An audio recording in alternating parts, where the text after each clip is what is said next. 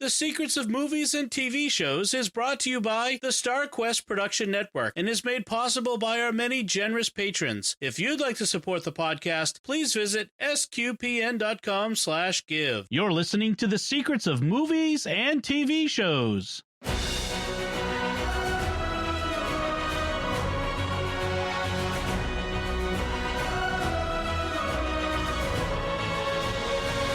Hi, I'm Dom Bettinelli, and you're listening to The Secrets of The Godfather Part Two, where we discuss the hidden layers and deeper meanings of this classic, perhaps one of the greatest movies of all time. And joining me today on the panel are Andrew Hermes. Hello, Andrew. Hello, Dom. How's it going? Very well, thank you. And Mike Creevy. Hi, Mike. Hey, good to be here. Both Andrew and Mike were with me when we talked about, a long time ago at this point, but we talked about The Godfather Part 1, so we're back together again for Part 2. Before we get to that, I do want to encourage you, the listener, to, if you can, after you're done listening, please go to Apple Podcasts or wherever you get your podcast from and write a review of Secrets of Movies and TV Shows. That reviews are really important for the getting the show out in front of other people, and the algorithms, bump the show and engagement and all that social media nonsense stuff. So we really do appreciate it, though. If you can write a review, give us a nice 5-star review, say something nice. That would be awesome. And if you could share the podcast with your friends, those two things are the primary way we get the show out to more people. All right. So with the preliminaries out of the way, let's talk a little bit about what we're here for, which is The Godfather Part 2. We talked about The Godfather Part 1, which came out in 1972, and this movie came out just, 2 years later? Just like that part right here, we have perhaps one of the greatest movies of all time, and then perhaps the greatest sequel of all time, within 2 years later. That's in 2021 as we record this. That seems astonishing to me that could happen. I mean, what do you guys think of just the implausibility of that? And that they had all these actors that they could bring back for this movie, this great cast. What do you think of that? Just that part there. Well, it was astonishing for its time, for sure, and not even just thinking about it today, because you rarely saw sequels before that, and you never saw a sequel that was, arguably better, if not at least on par with the first one. You can still say that today. It's still hard to achieve, but that just speaks to the amazing feat that, Francis Ford Coppola, achieved, and, Al Pacino and the whole cast. It's really remarkable. And if you go into the history behind the movies, I mean, especially the first one had a lot of problems, production wise, a lot of fights with the studio between Coppola and the studio and the producers. And he didn't even want to come in for the second one. He wanted to just produce it. He actually wanted Scorsese to direct it, and the studio said, nope. And then, Francis was like, okay, he had all these demands. He's like, if I'm going to come back and direct it, I mean, he said, I have to give me a budget to write and direct The Conversation, which was another astonishing film that was, nominated for Best Picture the same year as this. Mm-hmm. And he said he wanted to direct San Francisco Opera, or San Francisco Opera production.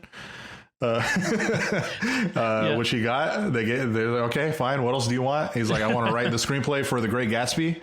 All right, that's fine.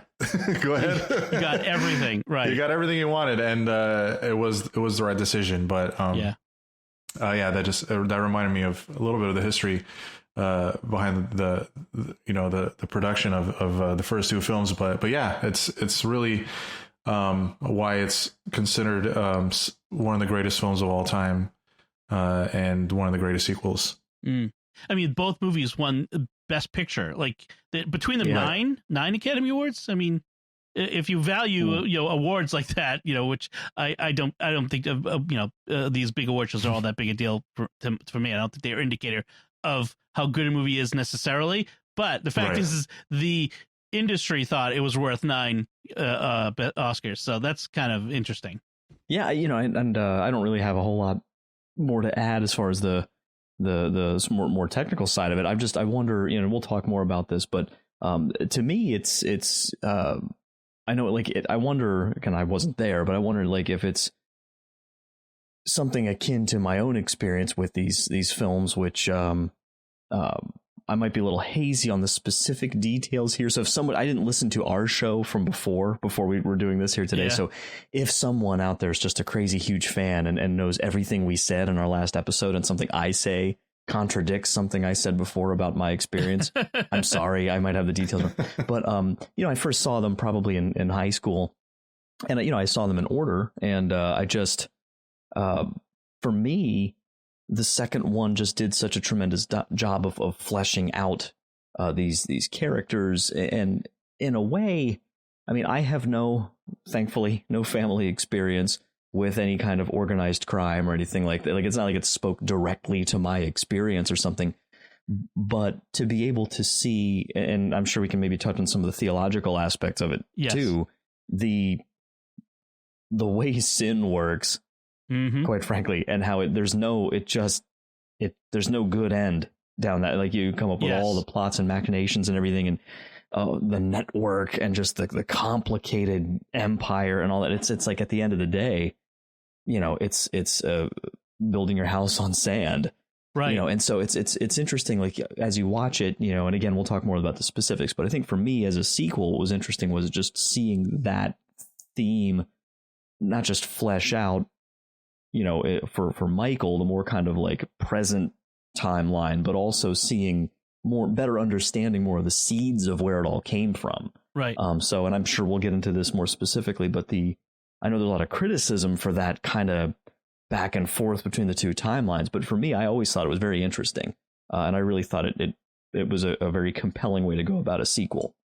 Yeah. To your point, these two movies are a parallel journey of a father and a son into darkness. I mean, this is their descent into, as powerful as they become, as wealthy. I mean, especially in this movie, you see Michael, no matter what he does. And in fact, I think it's in part 3 where he does the whole "they pull me back in." Is that Pacino in part 3? Yeah. I mean, this is kind of in the first movie, he says to Kay, I'm going to take it straight. I'm going to take the family business straight. In this movie, it's my family, not me. Right. Too, even before that. Yeah. Right. And in this one, I'm going to go straight. He says it again. And he just, the insidiousness of sin. It gets its claws in you. And by the end of this movie, and we'll I was going to say this for the end, but for the end of this movie, Michael is a haunted man. I mean, that closing scene, that closing shot of him, I mean, that he has been aged literally as throughout this movie. By the end of this movie, he looks like Captain America at the end of Infinity Endgame, I think it is. Right? I mean, he has been aged. So yeah, this is a great pair of movies with telling essentially a single story. It's amazing, the journey from one to the other. I just thought of like 3 things about part 3 I want to say, but I can't wait for that one, because it really it comes full circle. Yeah. Mm-hmm. So let's you mentioned the parallel narrative in this one. So in the first, these two movies they're very much alike in some ways, but they're very different in other ways. And one of the ways is the structure. The first movie was a fairly straightforward, beginning, middle, and end from a time frame. This one goes back and forth. And you mentioned it was controversial, and I can see why it might be. In fact, I think Coppola said at one point that the first cut, when they first tested it with audiences, they didn't like it. It was too much jumpy, and so they took out a lot of the jumping back and forth and made it a lot, much more about the 1950s and I think we end up in the 60s by the end of it, but the late 50s than we do in the early 20th century with Vito. But this parallel structure telling the story of how it begins, and it's not really the end, we know, because part 3 is coming, but from the perspective of these two movies, how it ends up, the glory days of the mafia are passing by, with the hearings and all that stuff. So what do you guys think about this structure? Did you like it? was it too much? What do you think about these having it as a both prequel and sequel in the one? For me, it's what makes it better than part one. Again, you're talking about these are two of the best films, and it's always like the people have the arguments. Well, oh, one is better, two is better. There's really no right answer, I think. But for me, at least, part two, as you mentioned, as similar as they are as far as like the father-son parallels, it's really a much different film. And I think we were talking about this before we started recording. You had mentioned part two is more about the relationships. It's more about it's less about like, as you said, the gangster stuff. And that, I mean, part one in that sense is, it plays it a little more safer or more, I guess, audience friendly. Yeah, exactly. Part two, like you said, in production, the test audiences hated it at first because of how much it jumped back and forth, and then they obviously eventually fixed it. But for me, by halfway through the film, Michael's character is pretty cold. He's pretty soulless. Not a character you want to root for. Not a character that's easy to sort of empathize with.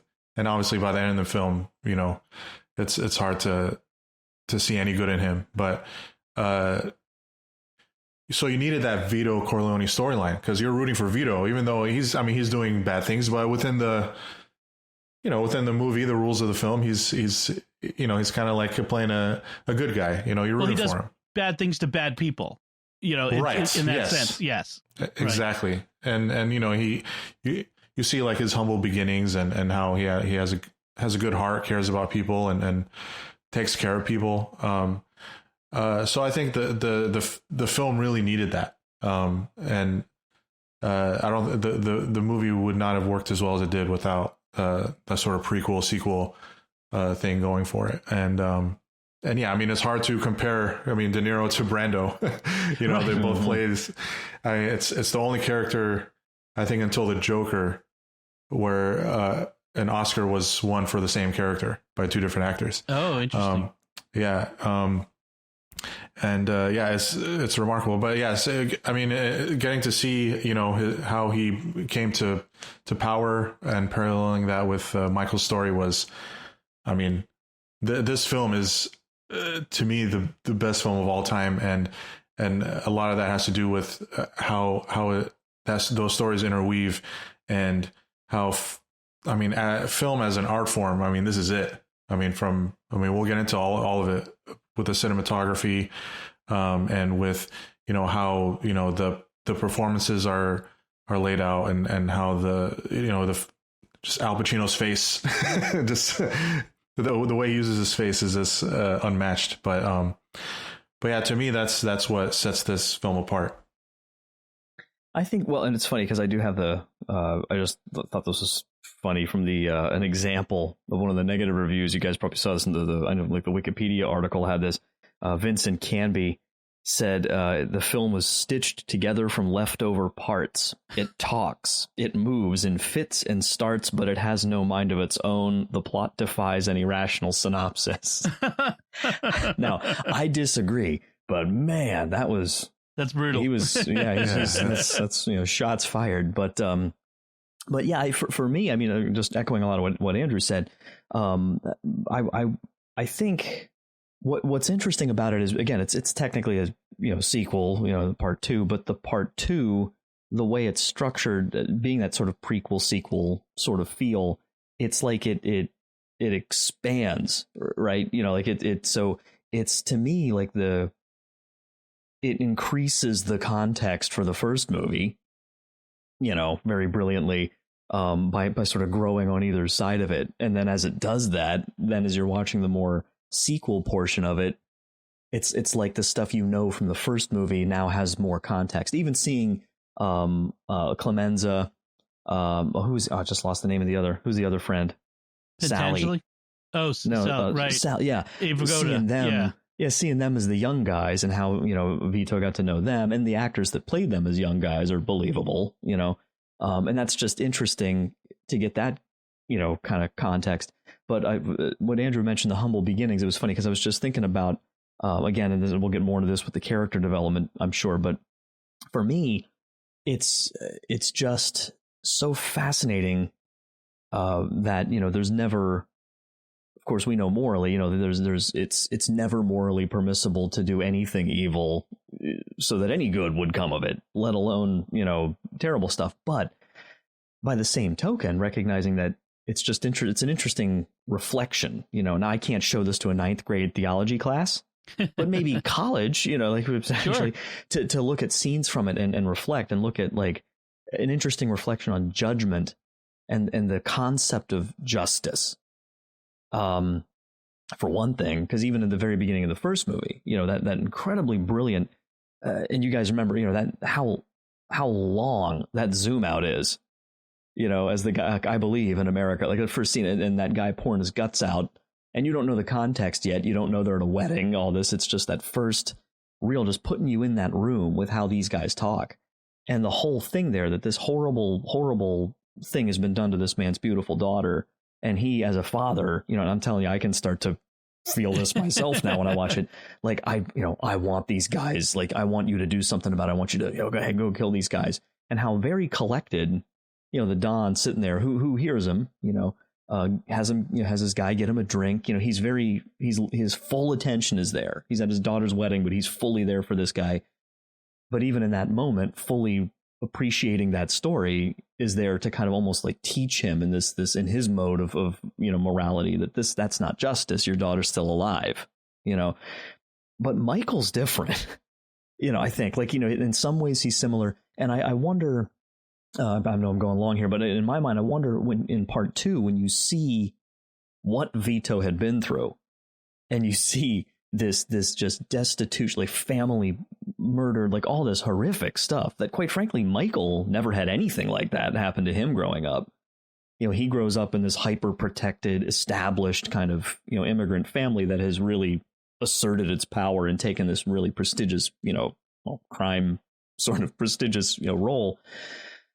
He hears maybe, he'll maybe hear those stories, that kind of stuff, but he doesn't have that experience, and he's living in a different time. And it's just so interesting to see that contrast between this, 1907 Sicily and like the teens and like the really ingrained anti-Italian immigrant kind of stuff that they're dealing with. Everything's an uphill battle, carving out their own concept of justice, which doesn't justify what they do, but you can almost understand, like, well, what's he supposed to do? You can understand why he's doing what he's doing. But Michael's I think it's what makes him a more compelling villain between the two of them. I think it's much easier to see him as a villain than Vito. So that's just an interesting contrast, I think, between them. So many thoughts. Well, one, no, I had like three different things I wanted to say in response to all that out. Yeah.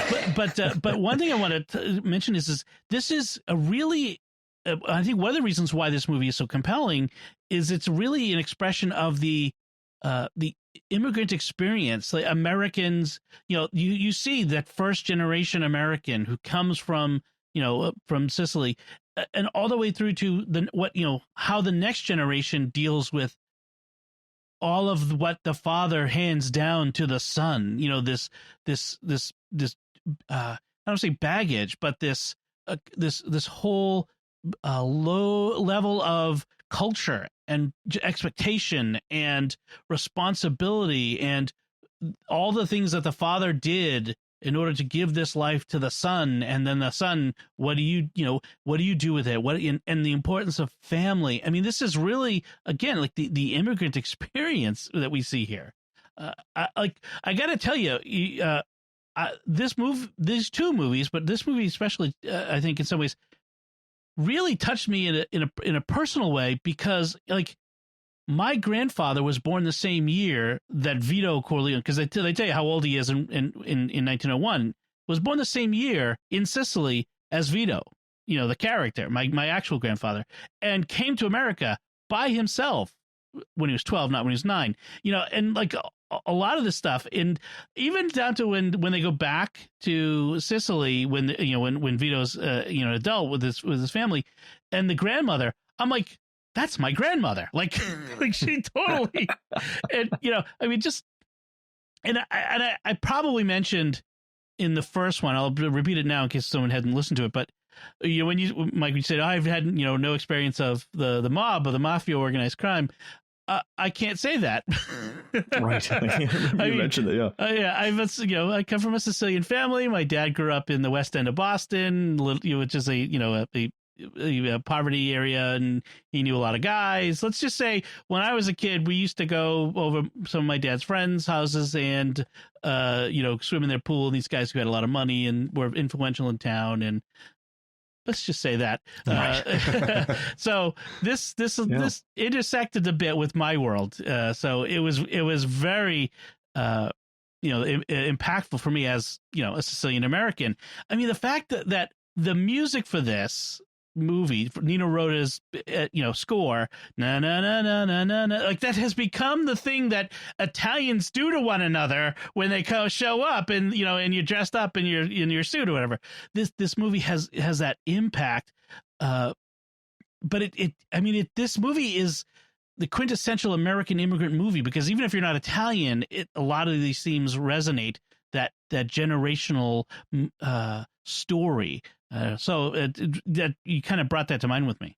Well, and I just one quick little side note on that, because that's my ancestors are mostly Irish and Polish, which you go back a generation or two before Vito, and it's like Gangs of New York kind of stuff, and so that's I think a lot of us have somewhere back the line some sort of experience like that with family.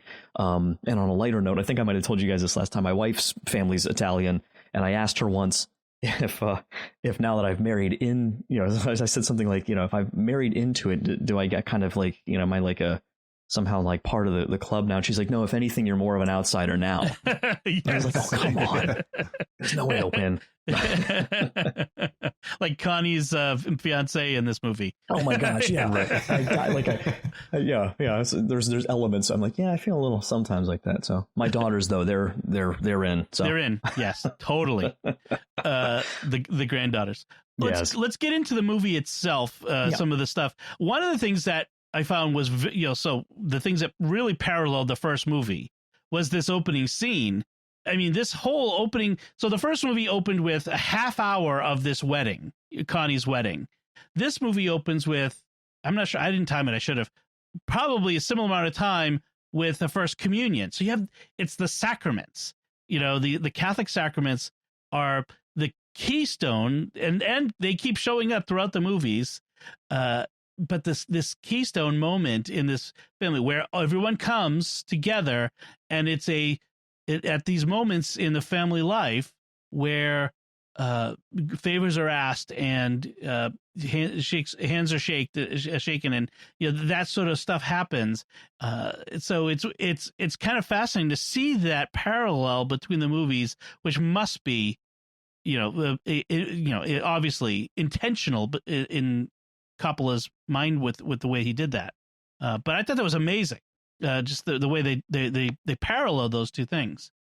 Yeah, and like you said, the first movie opens with a wedding, and then it ends with a baptism, right? And then this movie opens with the communion, and it ends in death. So it's really the whole cycle of life, and when it comes to faith and family, and it's really obviously, like you said, it's intentional and a really again another thing, another detail that we can point to that makes this film so great. It's interesting. Well, and when I say it begins with, there is that opening sequence where the movie literally begins with a bang. Where we see Vito in 1901. His father's funeral. The funeral, yeah. And then the same day his brother is killed, and then his mother is killed, and he runs. 9-year-old boy is running from the Don of Corleone, the town. I mean, what a way to start this movie with a literal bang. But yeah, this first communion, we have the introduction of the Senator Geary, and I found this interesting character as he goes throughout, who he's he has this moment in the beginning where he kind of like, you're a thug. I don't want anything to do with you. Don't call me, etc., etc. stuff. He kind of. But the fact is, he's not wrong. Michael is a thug. He is a bad guy. He's a criminal. I mean, but Geary's also a hypocrite because he's just as bad in many ways as Michael is. But do you guys find yourself like squeezing the armrests just in a little bit of nervousness, like you're in the room when those scenes happen? You're like, oh, dude, not a good idea, because he's squeezing him. He's squeezing him for the fees, so like the registration fees and stuff, or the licenses for the casinos and stuff. Isn't that right? Yeah, I forget exactly what it was. Yeah. And then he just very calmly says, it costs this. Why would I consider paying 1 penny more? And he's like, I'm going to squeeze you. And I'm like, don't do it. Not a good idea, man. This is a great scene because this is also like where we truly see Michael acting like a Don. After Senator Geary just rips him apart and says all this racist stuff about Italians and calls him a thug, like you said, and all that stuff. Michael just so many quotable things. He's like, well, I can give you my answer right now if you want. And he's like, my offer is nothing. and he's like, I'm not even going to pay the fee, the gaming license fee. Gaming, that's it. Yeah. And I would appreciate it if you would cover that. It's like, oh my goodness, like saying it in such a calm and collective way. That's what it's so condescending. And then just laying the hammer down. It's a very, very one of my favorite scenes in the movie. I'm uncomfortable negotiating price for like the neighborhood email thing for like something I'm trying to sell in neighbor. Yes. Yeah. Watch this scene. I'm like, geez. Well, and isn't that the true power? The true power isn't the guy who freaks out and yells and rants and raves. The true power is the guy who can just stay calm and tell you like it is. And that's what happens.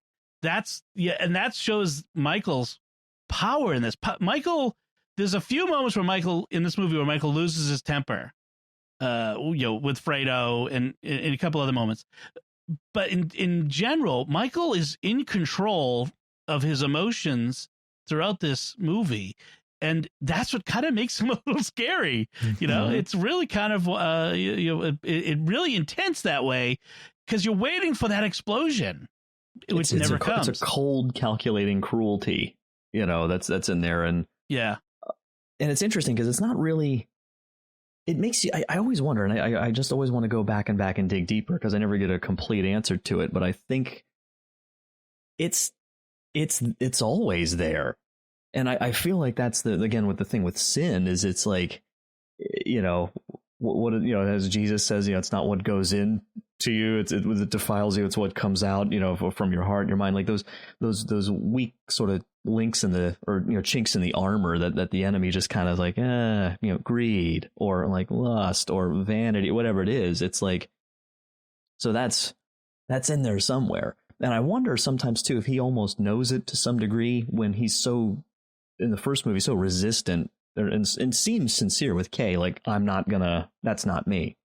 And the moment that it really hits home and someone tries to kill his dad, then it's like that's the path he's on. And even the other guys don't really take him seriously. If you remember when he volunteers to be the one to kill Hagen. I just lost his name Hagen. now. The captain. No, what's his name? The drug dealer guy, the middleman. I forget his name now off the top of my head. I'll think of it later. But when he offers to kill him and the police captain and everything, they're like, oh, little Mikey's gonna, they don't really. It's like they don't even know what's in there, right? Well, and we see that at the end of the movie how his brother Salazzo, that was it. Salazzo. Yeah, there you go. At the end of the movie, we see how Sonny treats Michael at that birthday dinner, and we're jumping around a bit, but that that's Michael at the beginning of the last movie, as opposed to where we get that contrast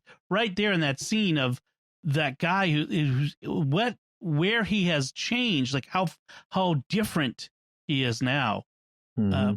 Just even like with Connie, when like I mentioned, Connie and brings her fiance and she wants to get married and she's coming to Michael for money.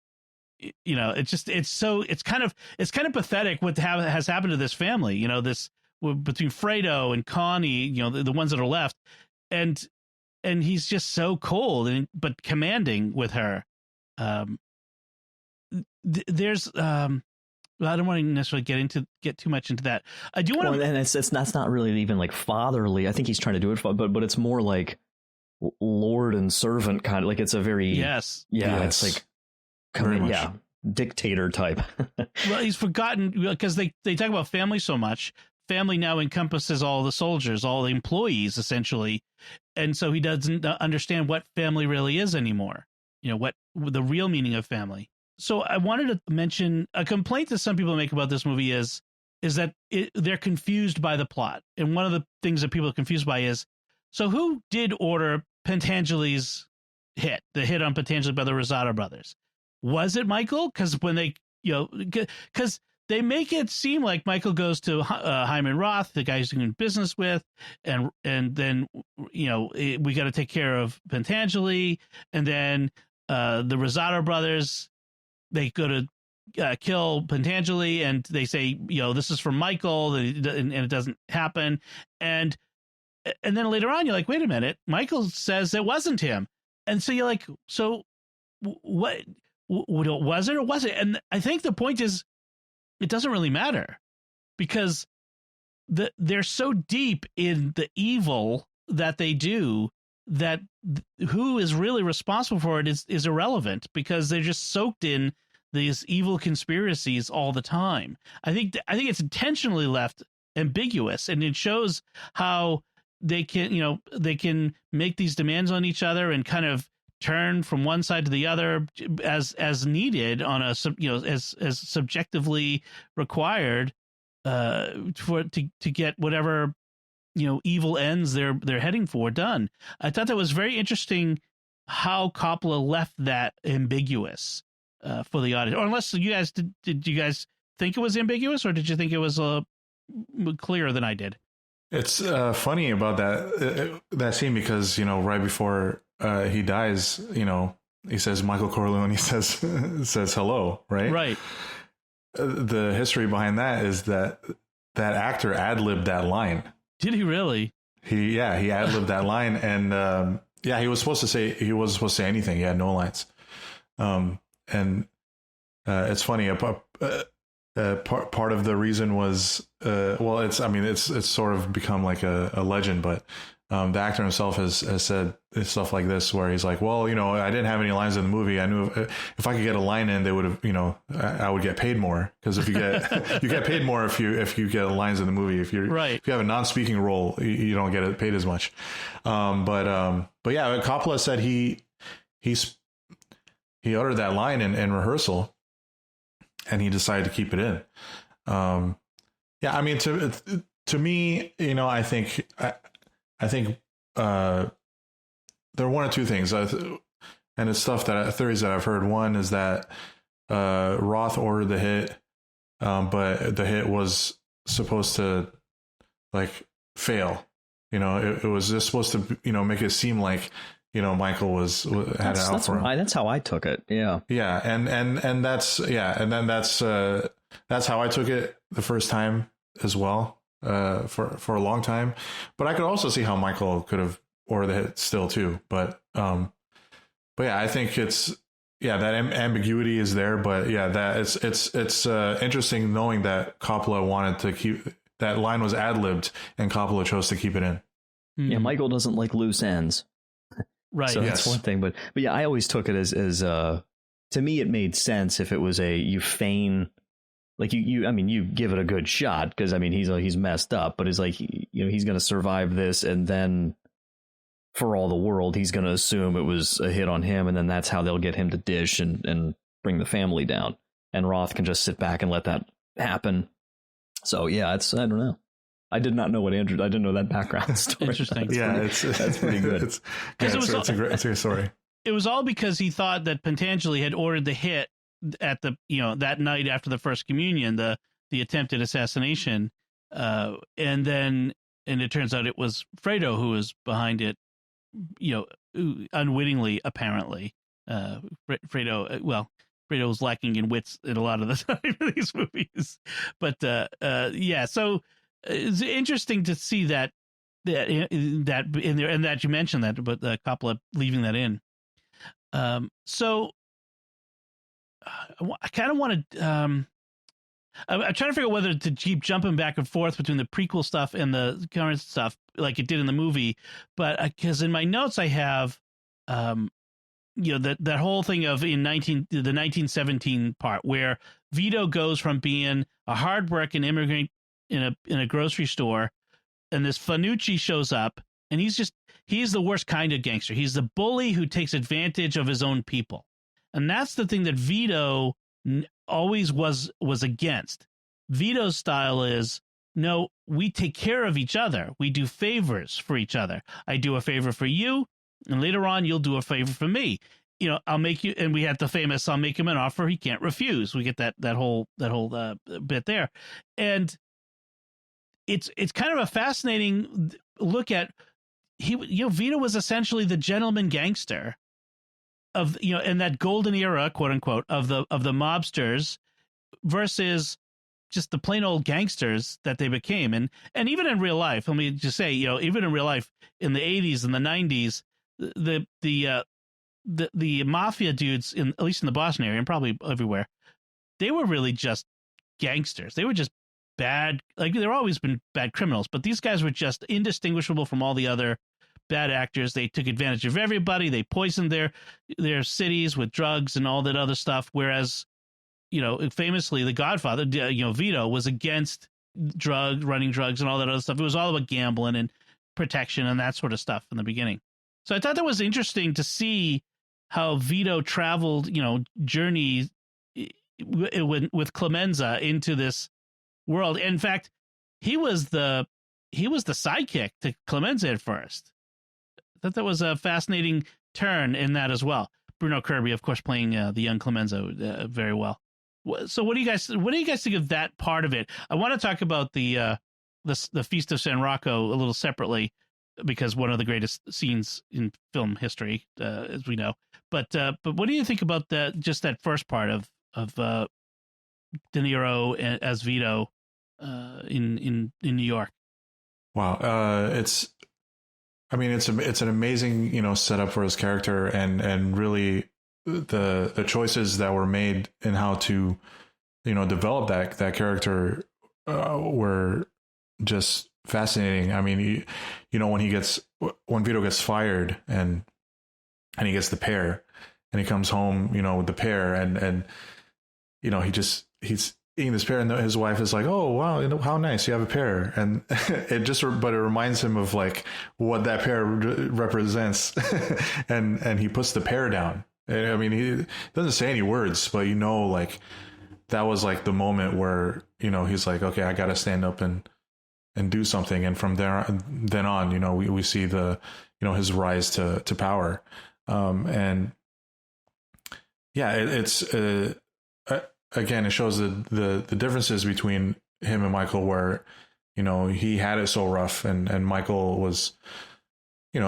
born with a silver spoon in his mouth. But even though Michael chose to enlisted and tried to do his own thing, and tried to fight the mafia side of the family, he didn't have to struggle like that, like he did. So I think that's where you see, I mean, again, they're both gangsters and they did very bad things, but you see the qualities that Michael lacked, that Vito had, and a lot of that has to do with like how Vito came up and what the struggles he had to go through, and those struggles just make you a different type of man, and I thought it was it's some of the best scenes in film history, like you said, where seeing Vito come up in these flashbacks. Really, I don't really have much to add to that per se. It's just I was just thinking that this is more of a question, because I was we assume that I mean, Michael was in World War II, so he had combat experience. But I was thinking, other than, well, I don't want to do I'm not trying to get into body counts, but by the same token, it's interesting. Like, there's just something different about, so like Vito, we see him kill a few people himself. Michael, if I remember correctly, I think when he takes out Sollozzo and the Hayden. police captain. Yeah, that it's. I think, is that it? I think that's it. I think after that, it's everybody doing what he says, as far as we see, as far as him doing it. Yeah, that's it. And what's interesting to me is he seems, you notice when he's sitting at the table, and I keep referencing the first one, but that's how these work, of course. He can't look him in the eye, right? Like he's sitting there and like they're still talking. He's like kind of nodding and looking down. The trolley or train sound's getting louder, and he's kind of, like Vito's not like that. Right. Like Vito just gets the gun, goes, waits, light bulb out, and just bam. It's like very methodical, but it's what's interesting to me is it seems to me more of a reflection of, like we keep saying, like where he comes from. Like that's how the world is to him. Right. We saw it clearly in that opening scene. His dad has been killed, his brother gets killed, his mother is shot. The whole thing. Yeah, that's the world. And it's almost like, I mean, and again, these theological connections are so interesting because we always have a choice, right? But it's almost like, in some ways, it's like he doesn't choose to go into all of that the same way Michael does. That like Michael really seems to have a way to not go that road, and even Vito has said to him, and after he becomes Don and Vito recovers, and he's lamenting that he never wanted this for Michael. He wanted him to be a senator, or, this kind of stuff. Like he would always be connected, but he wanted him to have a legitimacy. And but Michael like chooses it, and there's like almost like I feel like he chooses it in a way that kind of lends itself to him becoming more dark and sinister and that kind of thing. It's like original sin in a way, from the father to the son. Right. Yeah. Yeah. But by the same token, not to excuse Vito, like you said, kind of Dom at the beginning, that's just interesting because then the real world, I mean, because this is a movie, but it's real world too. The, guilt by association, and the damaging effects that sin has, in one sense you can go real broad, and then like the stereotypes that can develop, but there's very often some sort of thing, not to excuse that at all, but there's some sort of thing that we don't take seriously the effect that our behavior is going to have on our family, our neighborhood, our race, whatever it is, and then also, even though like we were saying, the second generation, they grow up with more of that sort of privilege in a sense, that guarding. I mean, they have armed guards outside, but by the same token, it's like then those kids who are completely innocent, right? Those kids are born into a system now where this family, it doesn't matter. You're part of this family, which means you're an enemy of this family, and it's just the generational effects of our sin, so every sin that Vito commits is going to, have this domino effect. So, I mean, part of Michael's downfall is part of Vito's sin. Right. And Anthony will inherit that. Because at one point Kay says, Anthony's only friends are button men, these gangsters, that's the life that they have. And he promised they would be out in 5 years, and it's 7 years later and you're still in it. And those, the stories you hear, like the real crime stuff, like the stories of people who get out or try to get out, and some of them do, but you can't just walk away. Yeah. Like right. witness protection, like whatever it is, like, there's no just, oh yeah, I'm gonna leave it. So let's talk about the Havana part of this movie, which I thought was fascinating that they did this, because if you know history at all, and in 1974, this was still fairly recent history for folks. This was in the news. They would remember, they'd see Havana in 1958, and everyone would know that meant the Cuban Revolution. And it was I had to laugh at the part where Roth was saying, oh yes, in Cuba it's better than capitalism in the US. We have more opportunity and more, and it's like, not for very long. You're like looking at your watch like, oh man. Yeah. It's New Year's Day. Oh yeah, we know what happens on New Year's Day 1959. And all of this happened in reality. Like all of the American mafia was leveraged to the hilt in Havana. There was actually a Jewish gangster, I can never remember his name, but there was a Jewish gangster who was leading among the mafia and that sort of stuff. So a lot of these the people, the situations are based on reality, but it's this interesting.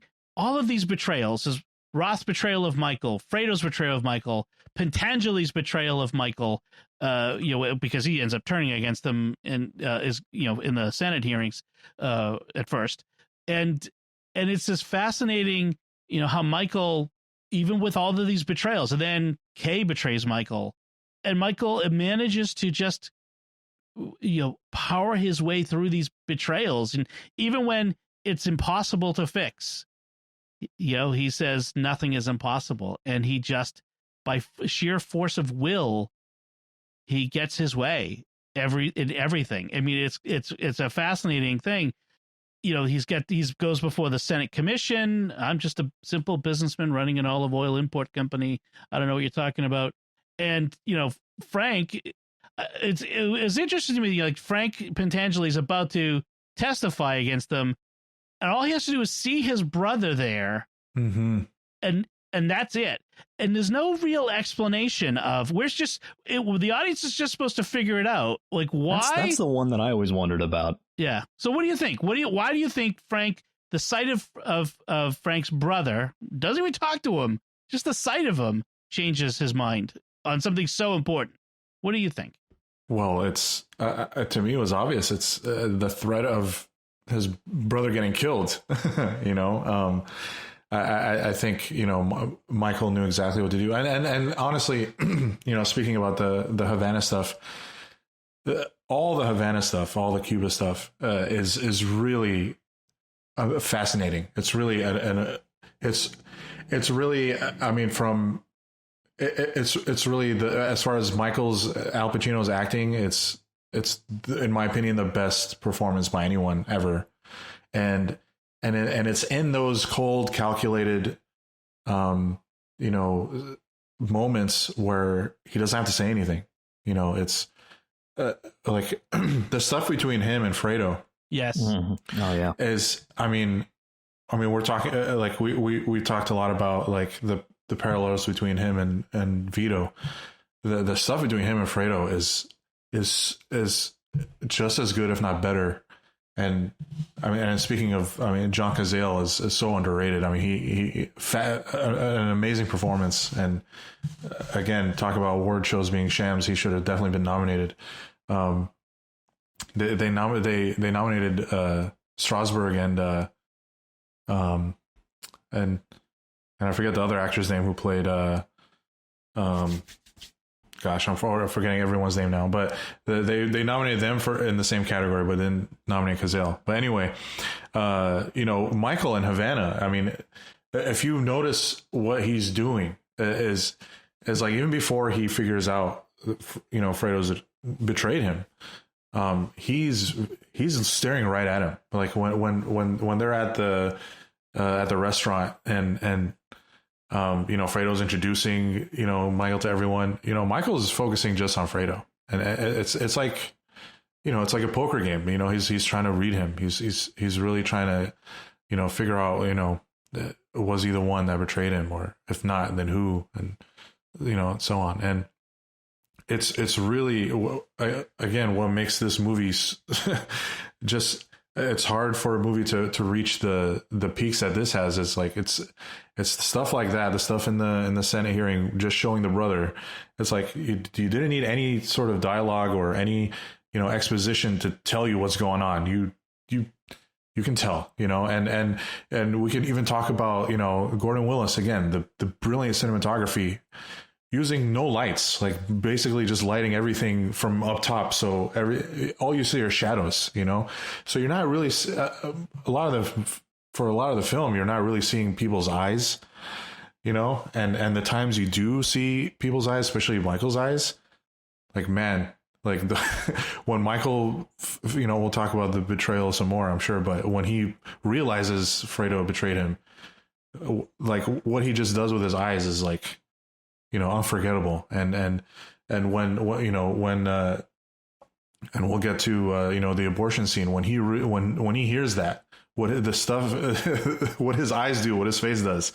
It's in those moments that really makes this film. Because, the stuff that comes out of Michael's mouth is, if you just read it on paper, means nothing. It really carries no weight. A lot of it is either sarcasm or just trying to be condescending or just, playing the other person. It's all in those little subtle, it's all in the actor. Yeah, exactly. Where everything works and it's all on display in Havana. I'm thinking of a couple things here too, because it's so when you brought up the Cuba stuff with Fredo when they go out to lunch, or just to get a drink. Yes. And it's like this heartbreaking scene, banana daiquiri. Because it's like, yeah, exactly. Like, how do you say it in Spanish? Banana daiquiri. Oh, really? And it's like this sweet kind of tender, and even that's what's so brilliant about that scene. Of course, they have this conversation because they've had their rough moments throughout it, and this is like this attempt to connect. And even the way Fredo says, like, he gets frustrated at the end of that scene, saying, why couldn't we do this before? Like he wants to admit what he's done, but he's terrified because he didn't mean to, put this hit on his brother or provide information about it. And, it's so interesting that, honestly, in a lot of ways, I feel like Al Pacino's scarier to me in this role than he is in Devil's Advocate when he plays Satan, so. Oh, absolutely. Yeah. That's, and by a lot. I mean, and I don't recommend that movie anymore because I've changed a little bit in my criteria personally for films. But anyway, but that, I mean, it's almost, I don't want to say comical, but in that movie, it's a well done movie and everything, but like, it's almost like too much, like Al Pacino is the devil. Like, okay, top, this, it's like he is an avatar of demonic like crime. It's like far more believable. And I just, we all know that scene, when he just goes up and that the way he grabs Fredo and like it's so brilliant, like the location of it, the New Year's, like just this pinnacle of joy and everybody celebrating New Year's and that, the kiss, dramatic contrast. Yeah. It's like it's the Judas imagery, but like the reverse of it. Totally. Like if Jesus grabbed Judas and was like, I know it was you, Judas. You broke my heart. You broke my heart. I mean, yes, totally. And I'm sorry, does he? I always wondered, and then things change dramatically. I believe he's sincere about getting Fredo to bring him home when he yells to him outside. But I'm like, does he really think that he's going to come go with him after that? Like, Fredo, I'm still your brother. Like, I'm going to get on another plane. Like anyone who, have you ever fought with a brother and I need a little distance right now. And that's like a whole other level. Yeah. In the middle of a Cuban revolution, he'd probably be better to not go in Michael's car. Yeah. I'd rather swim home, Right. There's an interesting parallel to the Sicily stuff, with this too, in the first movie, where Michael was in Sicily and then it all ended so badly. And this, the Havana stuff ends so badly. And then this, in a similar way, like when he comes back from Sicily in the first movie, it's a year later he goes and sees Kay. Like, we don't, like, Coppola just drops everything from that dramatic return, and this kind of the same thing. If this movie were made today, we'd have this whole sequence of him getting out and getting on the plane, and all that's, it's not important. That's not the important part of this movie. So I wanted to add my theory on what it was in the Senate hearing that changed Frank's mind. I don't think it could have been the threat to his brother, an implied threat to his brother. I think it was more that he was afraid of his brother's opinion for him being a stool pigeon, for breaking the code.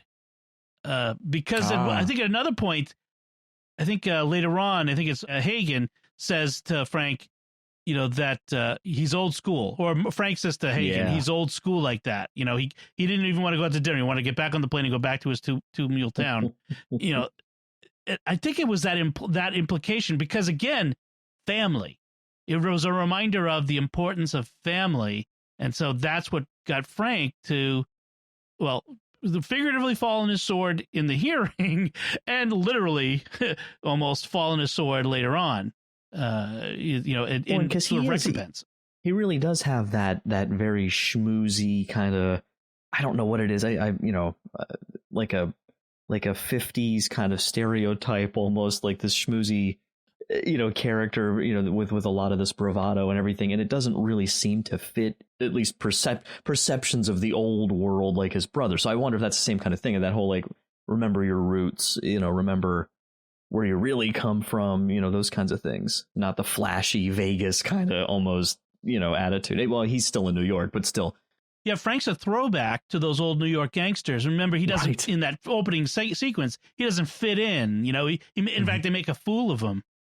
They make a fool of him in the, with the band, and he's trying to get him to play a tarantella. Yes.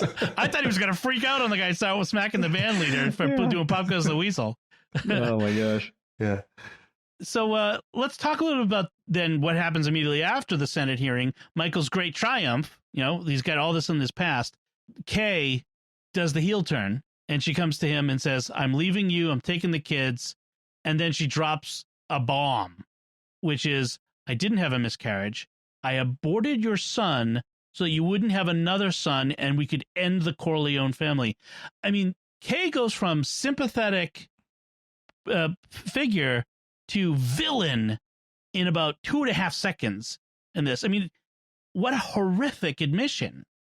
A mother who had, and so Kay, who in the first movie we saw, she's an innocent outside the family. She's and pulled in by her connection with Michael, has been poisoned by this nastiness. And she still doesn't get it. Like, she still doesn't get who he really, Yes. who he is. The power he wields. Yeah. She's not going to take those kids. Yeah, it's a pure acting class, and again, history behind the scene. It was Talia Shire's idea, who plays Connie, to have it be an abortion.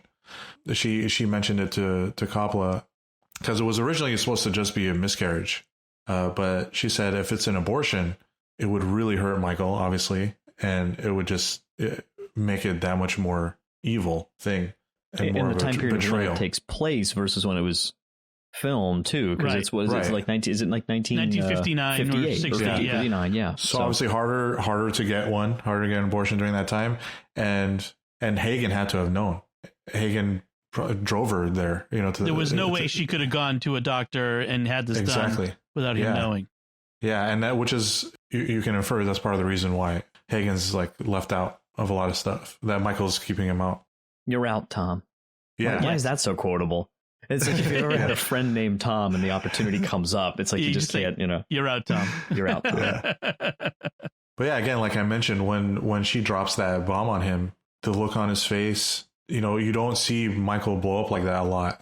Like we mentioned before, he's not that type of guy, but when he does, like, oh man, brace yourself. And that scene coupled with, again, going back to when he realizes Fredo's betrayal. I mean, even though he's in a room full of a bunch of people and in front of a show, I mean, there's no subtlety there. He drops his head down and he's beside himself. You can tell his heart, broke. It's like he literally told Fredo.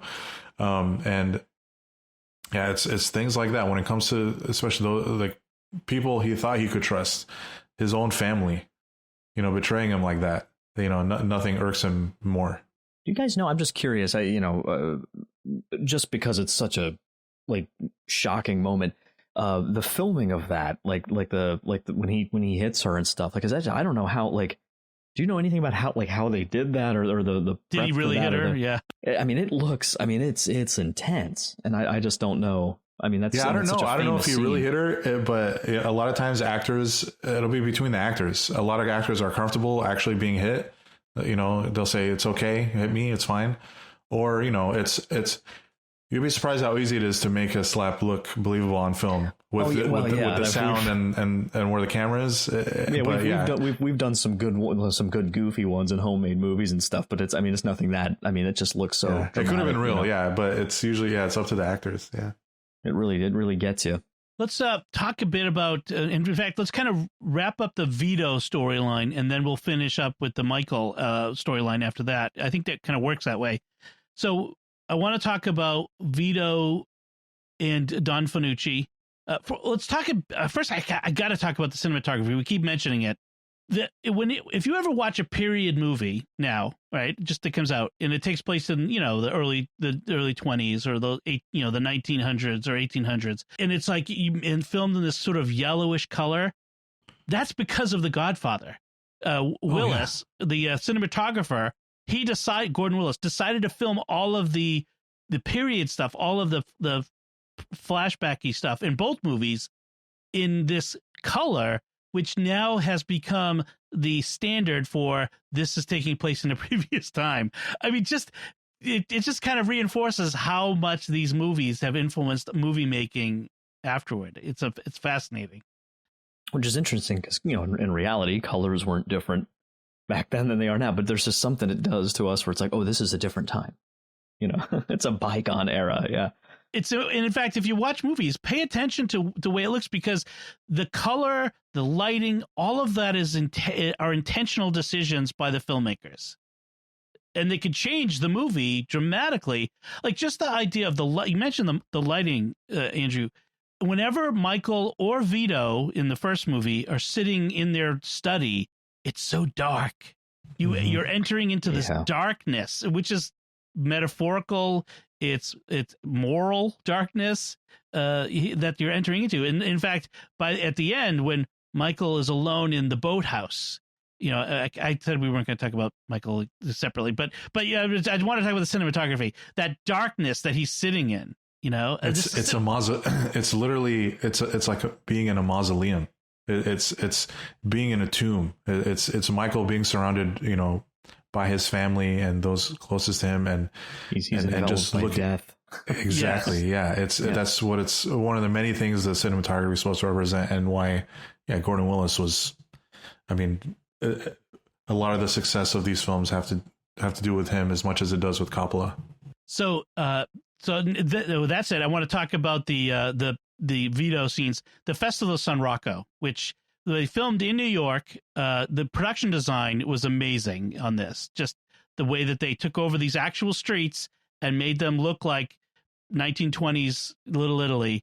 And this festival, the Saint, it seems so alien, although not to people from Boston, because we still have these in the north end of Boston, the St. Anthony feast and those sorts of things. But for a lot of America, like this, carrying a saint and putting money on it, and it just seems so alien and bizarre, and yet these guys are in it. And the scene where Fanucci, all in white, so he stands out, yes, and Vito tracking him across the rooftop as through the streets, and then laying in wait for him, and Fanucci is just shocked that anyone could stand up to him like this. And it's really that moment for Vito. What do you think of that part of it? This moment, the music, the spectacle, the everything. What do you think? Some people say this is the best scene in the movie, but yeah, it's hard to argue with that. There are like 10 different scenes that I go back and forth as what's the best scene of the movie. But if you, taking everything into consideration, again, the cinematography and the acting and the production design, it's really like the peak, all those, things, all elements together at their strongest. Like I said, you got the festival, you got him tracking on the roof, you got the, Fanucci is wearing white, so you can easily, follow him throughout the scene. And then the thing with with the light bulb and, the towel catching on fire, the symbolic passing of the torch, so to speak. Yes. There's just so much there. And it's so, I can't even imagine watching it at that time, how amazing it would have been watching that in a theater. Now, if we see a scene like that, a busy scene like that in a movie, we're not that impressed because... Well, everyone copied Coppola, after that. Right, exactly, yeah.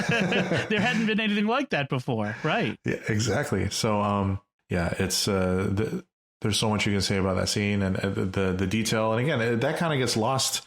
in any movie, is that attention to detail.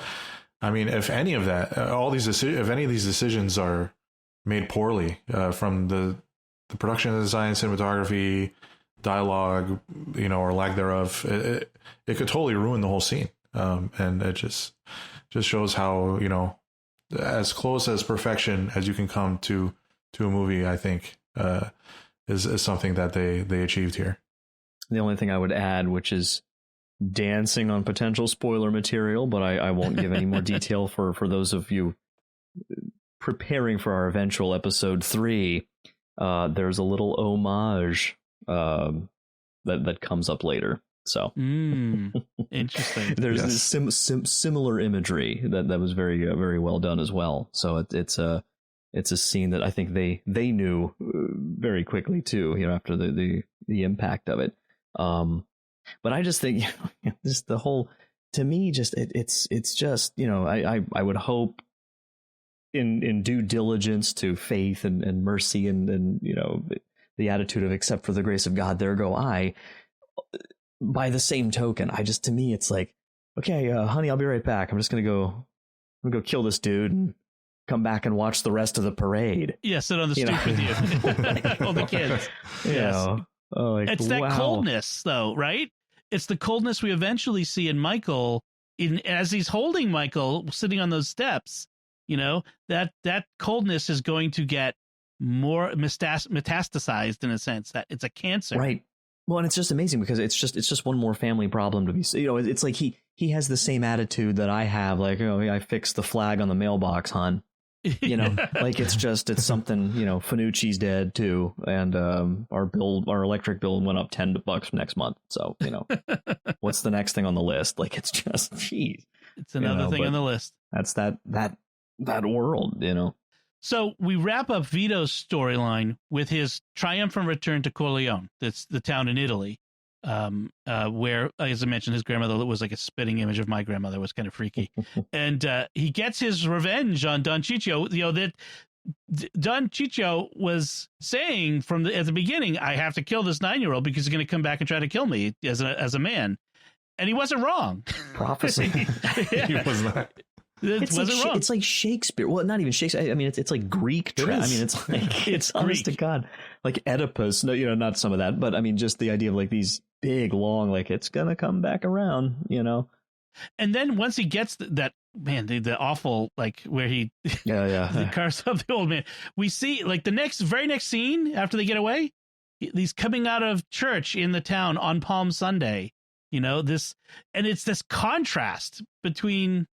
I mean, there's a sense that the guts, the Ciccio, in a way, like Jesus, his arms go out to the side. So we have that cross image, the Don Ciccio, and the lance in the side, I mean, there's some crucifixion imagery. Now, obviously, he's not Jesus. He's a gangster who killed his whole family in front of him. But there's this imagery, and then, to Palm Sunday, and this contrast in between these two moments. But this is Vito's crowning moment in this horrible bloodbath, in a sense. It was a fascinating end to that story, that part of the story from there. So let's wrap up Michael's part of the story then, because as Michael basically ties up all his loose ends at the end of the movie. Roth has been on the run. He finally has nowhere to go, has to come back to the U.S. And somehow they get a guy willing to kill himself to kill Roth for Michael.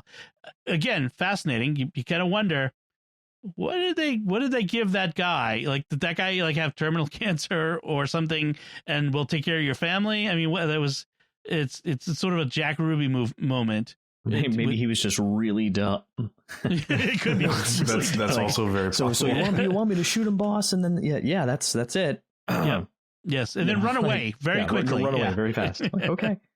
Frank Pentangeli, Hagen goes to him, and they have this amazing talk about the Romans. Yes. The emperor. It's a powerful scene. Amazing scene. Yeah. I love. I'm Robert Duvall all the way. Yeah. Everything he's ever done. Yeah, yes. Absolutely. Ever since when he played Boo Radley, you remember, and he was young in To Kill a Mockingbird, but yeah. So and he basically tells Frank, and Frank agrees that he's got to fall on his sword and if he does, his family will be taken care of. And you know that those sorts of promises are held. And then Fredo, who Michael had promised, as long as he said to his gunman, Al, as long as my mother is alive, nothing happens to Fredo. And so then we saw Mama Corleone die, and we're all like, uh-oh, here it comes. Yeah, every time I watch this movie, I mean, I watch this movie dozens of times now. I still like, man, don't kill him, Michael. It's like you just keep waiting. He's like, don't look at Al. Don't look at. Oh, he looked at Al. He looked at Al. While Connie, he's holding him, and then after Connie's saying, just forgive him, and you're like, oh, he's gonna forgive him, and then he looks at Al.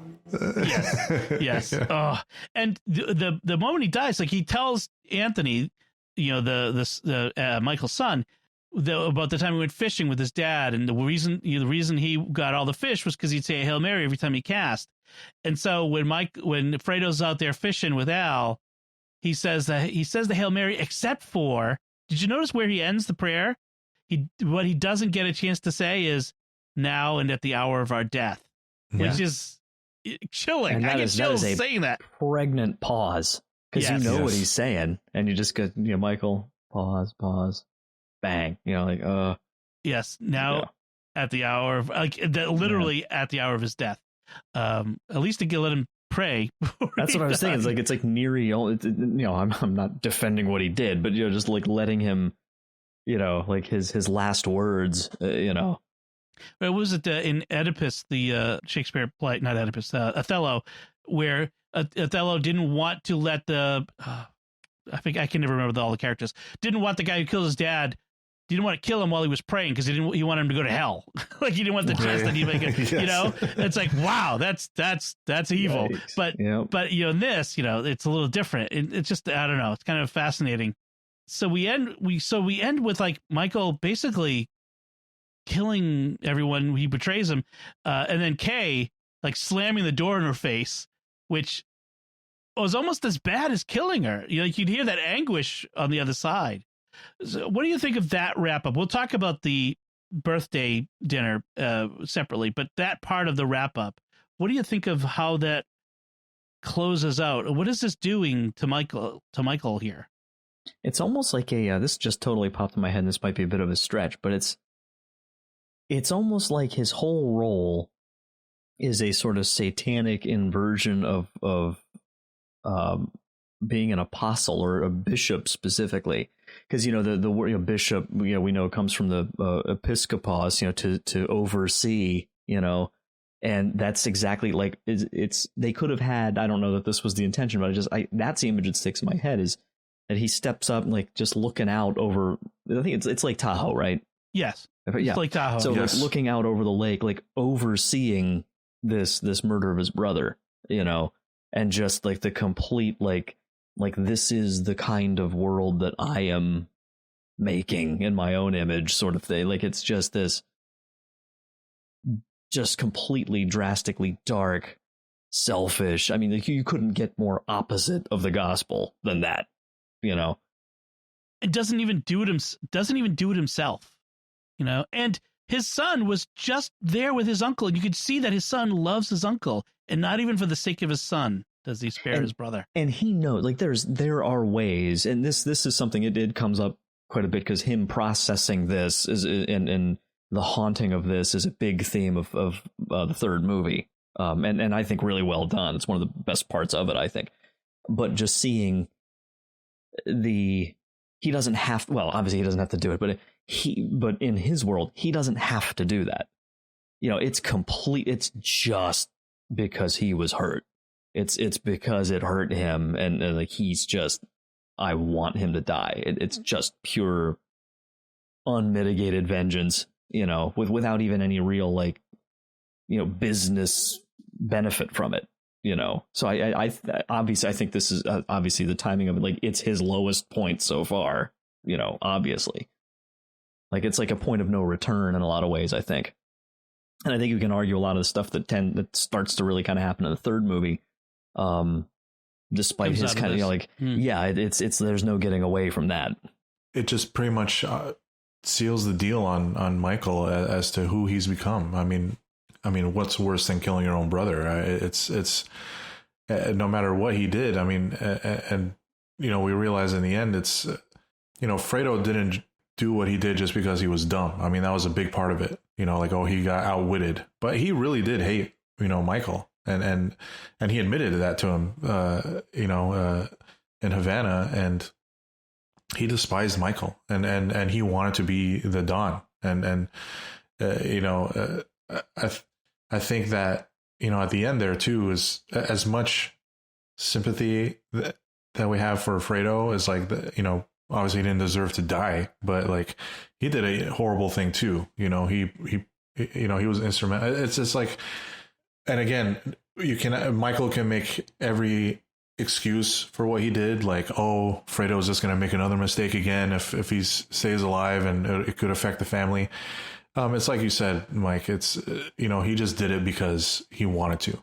He never, I mean, him and Fredo were never close. I mean, let's be real, and I think that had a lot to do with it too, is he never saw eye to eye with Fredo, and they were and Fredo being unfortunately, like, the he said his mom used to tease him about saying you were raised by gypsies, and it wasn't really her biological son. That has crazy effect on you. Yeah. I'm sure, as we can see in his character, and Michael just, I mean, he's pouring his heart out, even though at the same time he's admitting to betraying him.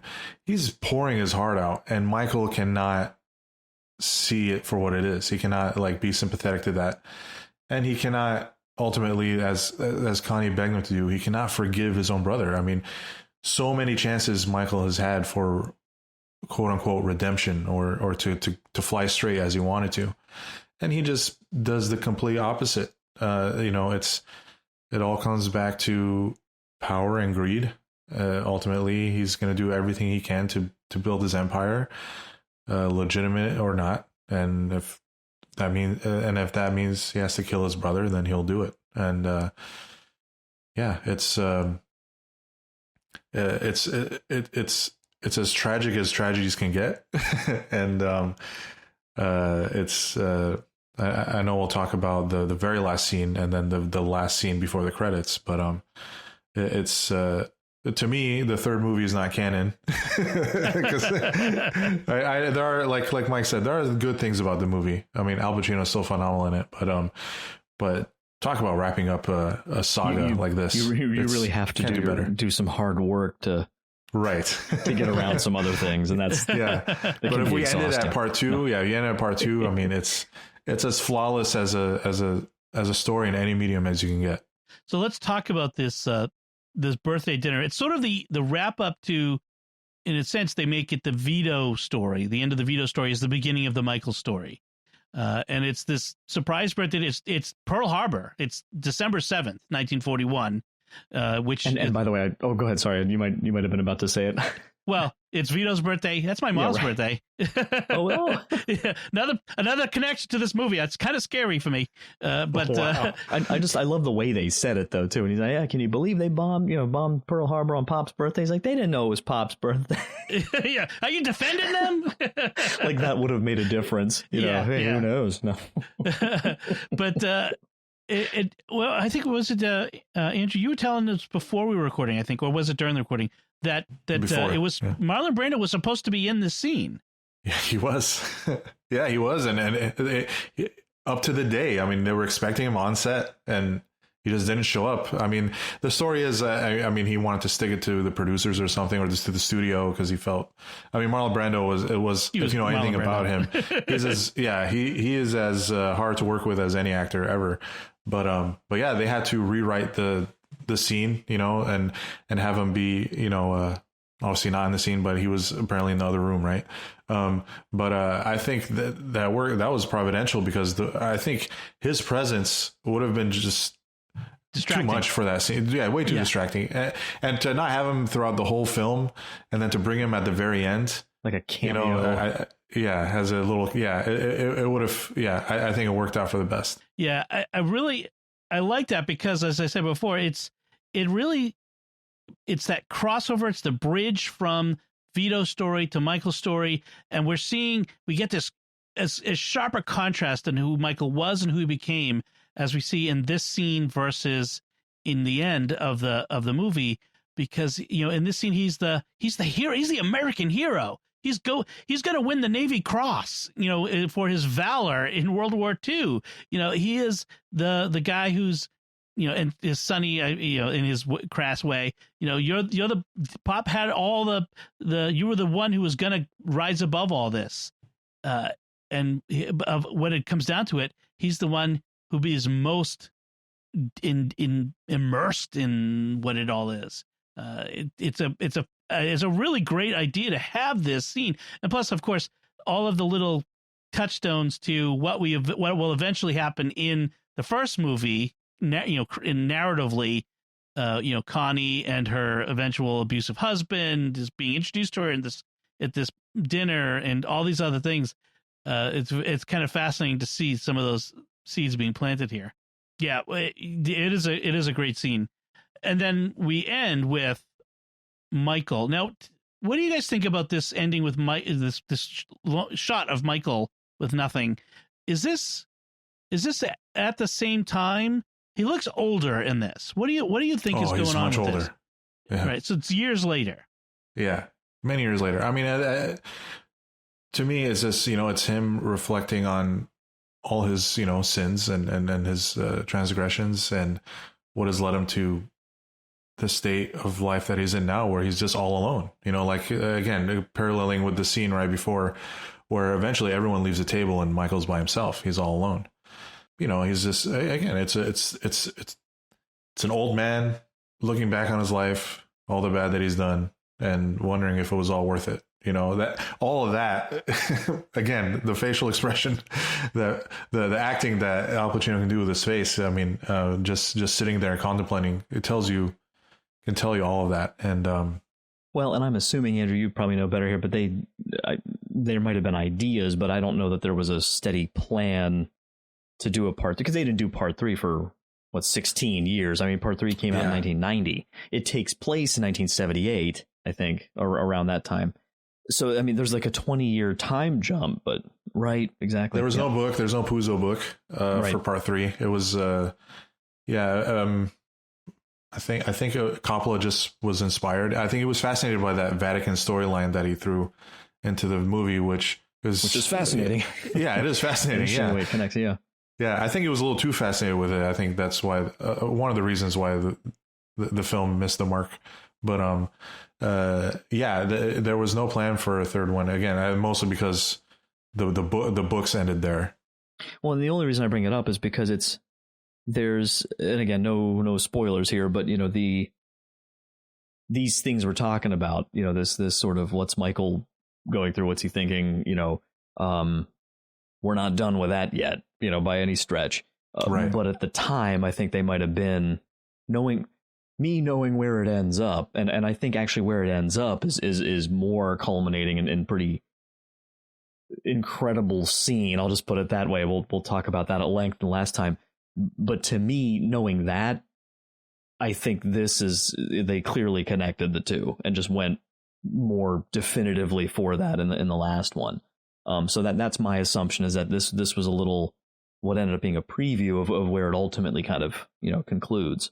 Yeah, and it's I think the ending for his character, you can parallel it to Frankie's ending too. It's like, again, that scene at the prison with Tom Hagen, the whole Roman Empire thing, when he talks about, again, genius writing. Instead of just telling Tom, hey, I'm going to kill myself, can you take care of my family? It's this whole thing. And Tom, the lawyer, he we never talked about. What are you talking about? I didn't tell him to do it. Exactly. History. Yeah, there's so much said without it being said, right? The devil's a prosecuting attorney, so yeah. Yeah, at least Frankie can die knowing that his family will be taken care of, and Michael has to suffer as, again, we see him in old age at the end, sitting down. So he's lived long enough to have to dwell on these things, and he has to live with knowing that Sonny died Fredo obviously died, and was because of, you know, that's something he wanted to happen, and you know what yeah, like I said, what like, has he repented? Does he I don't know if we regret any? ever, I mean, yeah, it looks like a look of regret. Yeah, exactly. Yeah. Again, like you said, part 3 goes into a lot of that some more. But if you know, when you leave it at that, if you leave this as the ending, you can just kind of tell, like, you know, what's probably going on through his head. We should probably do part 3 sooner than a year from now. Yes. We do need to do that. So we can remember what we said now. All right. Absolutely. Any last notes or thoughts on this movie before we wrap up? Anything we haven't covered? We mentioned her a little bit, but Talia Shire, you know, her, it's just such an interesting kid. Like, you really kind of feel for her, because she's sort of a side character in a sense. I mean, she's in it here and there throughout, but it's like what was she ever supposed to get out of all of it? You know, like what chance did she have? And again, previewing a little bit, where she ends up going is very interesting too. You know, we'll get there, but it's just like in this movie, like, just what a train wreck, and it's so heartbreaking, you know, and trying to sort of like even approach him at like at one, you know, later on, like respecting him in a sense, or trying to show this respect for him, you know, as being like this, you know, the not reincarnation, but like, you know, he's the new dad of the family and everything. But it's, and you know, and he loves her, but it's all just so messed up, you know, and it just really takes a toll on her in such a huge way from the first movie to the second, you know, her abusive husband, and then all these men who are just, I love the scene when he just unapologetically, because she won't send her boyfriend out, or her husband, or whoever it is now, and he's like, okay, I'll say it anyway. And he just goes to it. It's like, talk about awkward, you know? And it's just like he talks about the guy right in front of his face. Yeah. What does he say? It's like, the ink isn't even dry on your divorce papers yet. And you're with, it's like awkward. And he's just here for your money. You know, it's like, get out of you. He's like, maybe you should have left the room before this conversation. But yeah, that's another scene that just popped in my head. Like, oh man, so classic. Yeah. Andrew, any last thoughts? The only thing I can think of, I mean, now I can't remember. Did we mention the Oscar stuff before we were recording, or did we mention it during the recording? It came up a little bit, but let's talk about it. You were trying to remember who the supporting actor nominees were. So it was De Niro. Oh, yeah. Michael Gazzo was. De Niro won. Deservedly so. Strasberg was nominated, and Gazzo was nominated for Frankie Five Angels. But the fact, again, I'll bring up again the fact that John Cazale playing Fredo, and even Robert Duvall, I mean, you could have had all the nominees go to roles in this film, and it would have all been deserved. But I think De Niro deservedly won, but I thought Cazale should have been the runner-up. But and they didn't know, of course, at the time, and not that that would have affected anything, but, you know, knowing that he died so young, tragically, you know, yeah, just he a had few a good years career later. ahead of him. Yeah, for sure. But yeah, again, going back also to the best actor thing. I mean, the fact that Al Pacino didn't win for this, and he didn't win until what was that movie? Dante? Scent of a Woman. Scent of a Woman. Yes. Scent of a Woman. I mean, he Al Pacino not winning an Oscar until Scent of a Woman. I mean, okay, it was an okay movie. You know, a good Al Pacino performance, not his best, but Serpico. No. But I mean, and not just that. I mean, Al Pacino was nominated. Jack Nicholson nominated for Chinatown. Okay, one of the greatest films of all time. One of the greatest performances of all time. He didn't win. Yeah, Albert Finney was nominated for that murder movie. I'm forgetting the name. Murder on the Orient Express. As he was, yeah. Yes, thank you. And then who ends up winning? Art Carney. Okay, I mean, a legend in his own right, but I mean, come on. For Harry and Tonto. For Harry and Tonto, yeah. Here are the best actor nominees that year.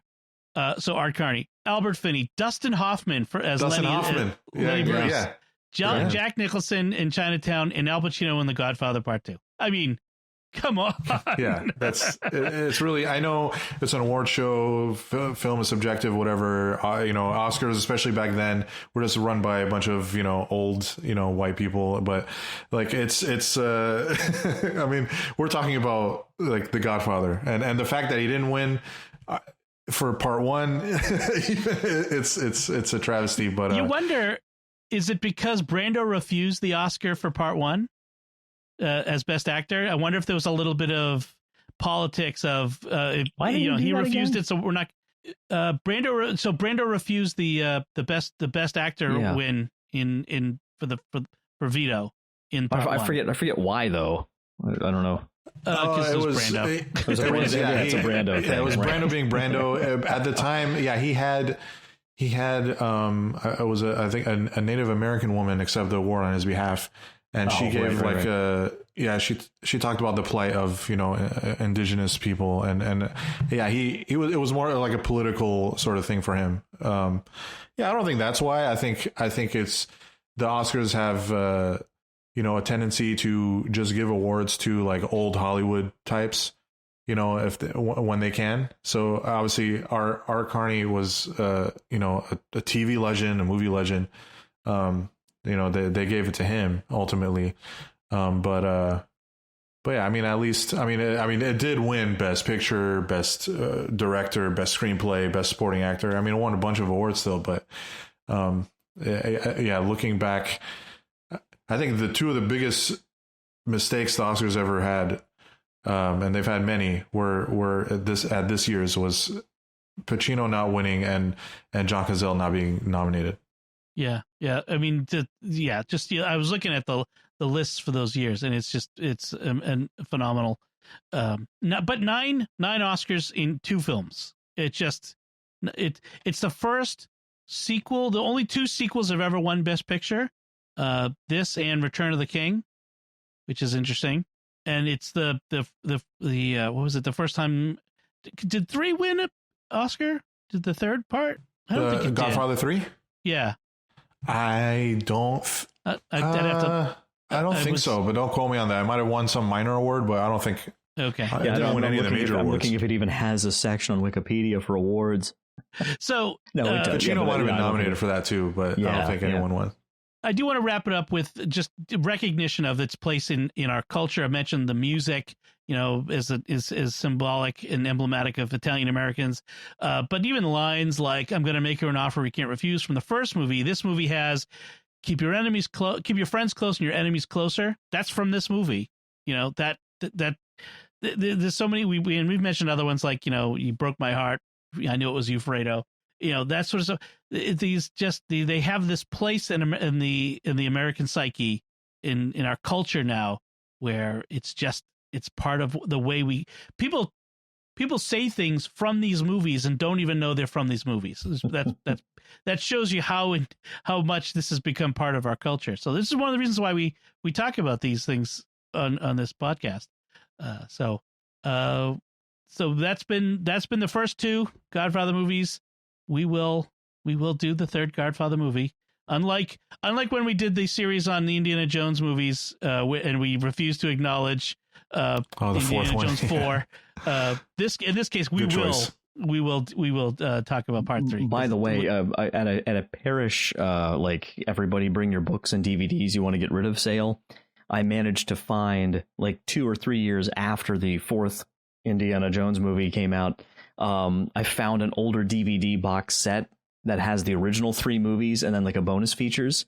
So that's the set I have. So like this set doesn't even include it, and I'm like, that's how I want to, yeah. But I don't quite go there with Godfather 3. I think there's a lot of great stuff in it, so I'm looking forward to that. Yeah, I will say Godfather 3 compared to Indiana Jones 4 makes Godfather 3 look like Godfather 2. Oh, yeah. Yes. Yeah. Oh my goodness. All right, let's wrap it up there. We want to take a moment to thank our patrons who make it possible for us to create the secrets of movies and TV shows, including Maria N., Patricia R., Ron S., Ryan W., and Marion M. You have done a favor for us. we will do a favor for you. No, just kidding. Their generous donations at sqpn.com/give make it possible for us to continue the secrets of movies and TV shows and all the shows at StarQuest. Now's a great time to become a StarQuest patron because thanks to a generous gift from a StarQuest supporter when you start a new Patreon monthly pledge at sqpn.com/give, the first 3 months will be matched by an equal amount from our donor. So now's the time to become a StarQuest patron. If you've been thinking of becoming a StarQuest patron, you can visit sqpn.com/give today. So that's it from us. We want to hear from you. What is your thoughts on The Godfather Part 2? What did we miss? Because we've obviously missed a lot. I mean, you just can't, we did be here for hours and hours. So instead, you tell us what we missed, what you liked about this movie, your thoughts and your impressions. You can do that by going to sqpn.com/secrets and leave a comment there. You can go to the StarQuest Facebook page, facebook.com/StarQuestMedia, or send an email to secrets@sqpn.com. Until next time, Mike Creevy, thank you for joining me and sharing the secrets of The Godfather Part 2. Oh, my pleasure. A lot of fun. Andrew Hermes, thank you as well. Thanks for having me. And once again, I'm Dom Bettinelli. Thank you for listening to the secrets of movies and TV shows on StarQuest.